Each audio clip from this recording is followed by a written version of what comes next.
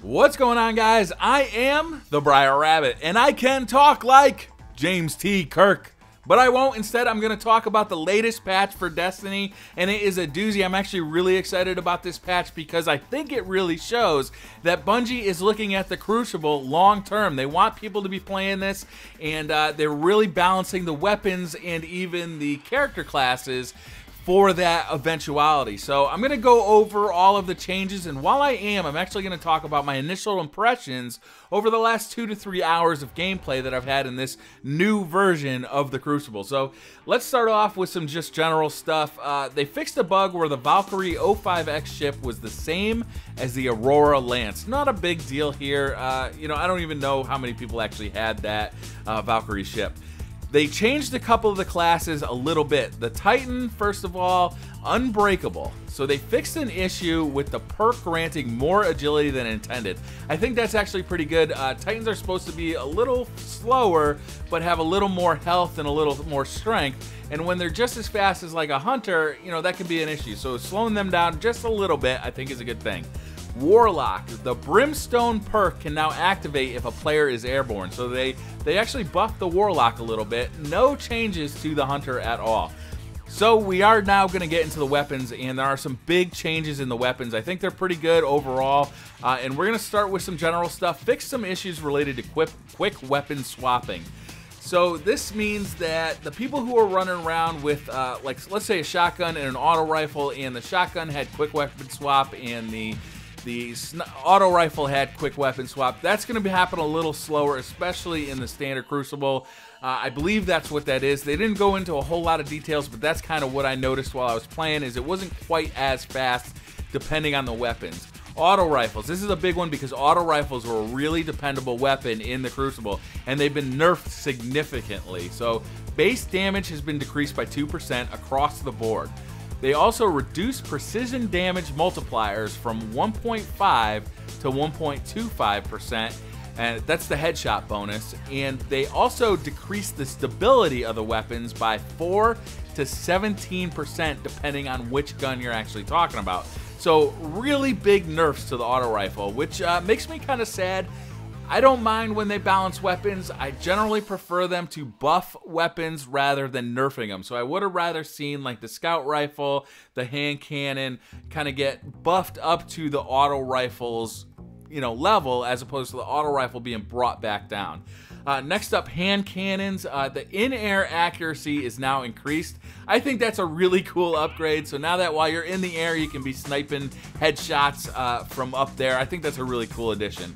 Scout rifles. This is a big one. Scout rifles were really unpopular in the Crucible, and hopefully this will fix them somewhat. Their base damage has been increased by 6%, so they're much more powerful now.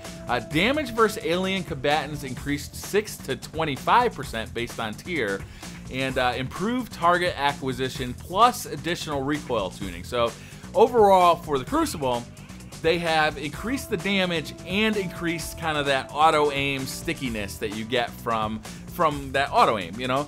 I played around with the scout rifle. I still did not find it super effective. It is just so much more difficult to use consistently than an auto rifle and really bad close range. So if you kind of get stuck in a situation with a scout rifle, it's just not a viable weapon at this point. That may come with practice. Again, I only put about 2 to 3 hours in today with these new scout rifles. Shotguns. Shotguns were way overpowered, I believe, inside Destiny, and they have basically nerfed these as well. They decreased the base damage at a maximum range. So this means that those longest shots that people were taking with the shotgun are now going to have a 20% drop off in damage. So this should make them feel like they are much more close range weapons than what they already are. The shot package perk now has a slightly wider cone of fire, so it's not going to be that really tight spread anymore. And the rangefinder and shot package perks are now mutually exclusive. So they did quite a few things to kind of nerf the shotguns, not as much as they did to the auto rifle, which to me is a little bit surprising. So next up is the exotic weapons. The Vex Mytho class was way overpowered inside the Crucible. I mean, it was just a ridiculous automatic wind gun. The base damage for this gun has been reduced by 34%, and they increased precision damage multiplier from 1.25 to 1.5%. So even though you get less base damage, you get a better multiplier for headshots. I actually played a couple of games where people had the Vex Mythoclast, and it still feels fairly overpowered, but not nearly to the extent it did before. So hopefully this will help kind of make it still a special gun and a really awesome gun to get, but not be an automatic win gun. Next up, the Pocket Infinity. This one actually pissed me off because I'm actually working on an exotic bounty to earn this one right now. The enhanced battery pack has now been replaced with the speed reload perk. So that's really too bad. You know, they nerfed the Pocket Infinity just before I earned it. I was a little disappointed to see that, just because, you know, personal stuff. So perks, metal detector, fixed a bug that prevents this perk from actually providing additional ammo. And lightweight, fixed a bug that allowed additional agility to apply even when a weapon was stowed.